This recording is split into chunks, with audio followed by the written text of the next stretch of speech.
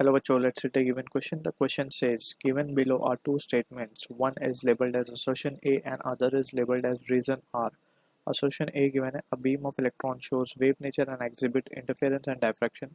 Reason being given, Davison and Germer experimentally verified the wave nature of electrons. In the light of the above statements, choose the most appropriate answer from the options given below. Option A, assertion is correct but reason is not correct. Option B, assertion is not correct but reason is correct. Option C, both assertion and reason are correct but reason is not the correct explanation of assertion. Option D, both assertion and reason are correct and reason is the correct explanation of assertion. So for this question, जो key concept यहाँ पे we need to understand is the concept of Davison and Germer experiment. Davison and Germer experiment. So basically this experiment was conducted so as to detect the nature of electron, ठीक है, and it has been found कि जो nature है electron का, that is wave nature, या फिर wave nature को prove करने के लिए electron has wave nature Davison Germer experiment में done. तो यहाँ पे basic setup क्या था? setup कुछ इस तरीके से था, we have an electron gun जो कि electron fire करती है, and this electron gun passes through and यहाँ पे हम एक पोटेंशियल अप्लाई करते हैं. बेसिकली यहाँ से जो इलेक्ट्रॉन का बीम यहाँ से निकलता है, इलेक्ट्रॉन बीम, एंड प्रिसाइजली अगर हम बात करें तो यहाँ पे जो ये है, ये टंगस्टन का फिलामेंट यहाँ पे होता है. इसको हम हीट करने से यहाँ पे इलेक्ट्रॉन इजेक्ट होता है एंड इलेक्ट्रॉन को हम एक्सेलरेट करवाते हैं by applying the potential difference between this two. ये जनरल रफ सा सेटअप हम यहाँ पर शो कर रहे हैं. This electron beam then strike the nickel target, nickel target, ठीक है. अब ये यहाँ से इस पे स्ट्राइक करने के बाद ये कुछ इस तरीके से यहाँ पे फॉल करता है एंड यहाँ पे हमारा एक होता है डिटेक्टर जो कि सर्कुलर आर्क की शेप का है इस तरीके से, and this detector is connected through a galvanometer. ये गैल्वेनोमीटर यहाँ पे कनेक्टेड होता है इससे, इस तरीके से कुछ सेटअप है, ठीक है. And this is been calibrated with some scale, ठीक है.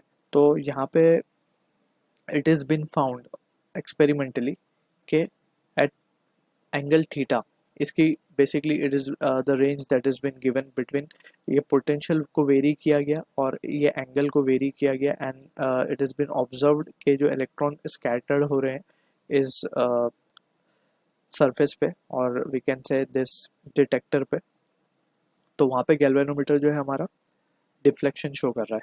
सो एक रेंज थी between which we have observed the, तो यहाँ पे जो वोल्टेज का रेंज हमने चेक किया था वो था 44 से 68 वोल्ट.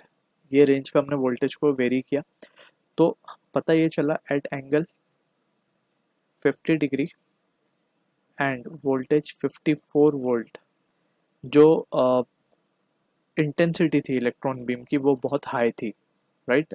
और रादर वी शुड से कि वहाँ पे कंस्ट्रक्टिव इंटरफेरेंस हो रहा था of interference of electron, constructive interference हो रहा था, तो बहुत तेज़ इंटेंसिटी यहाँ पे ऑब्जर्व की गई. एंड यहाँ पे क्योंकि इंटरफेरेंस हो रहा है बेसिकली, सो इंटरफेरेंस होने का मतलब ये है कि it must be having a wave nature, right. Interference कौन फिनोमिना शो करता है? Wave nature of light shows the phenomena of interference.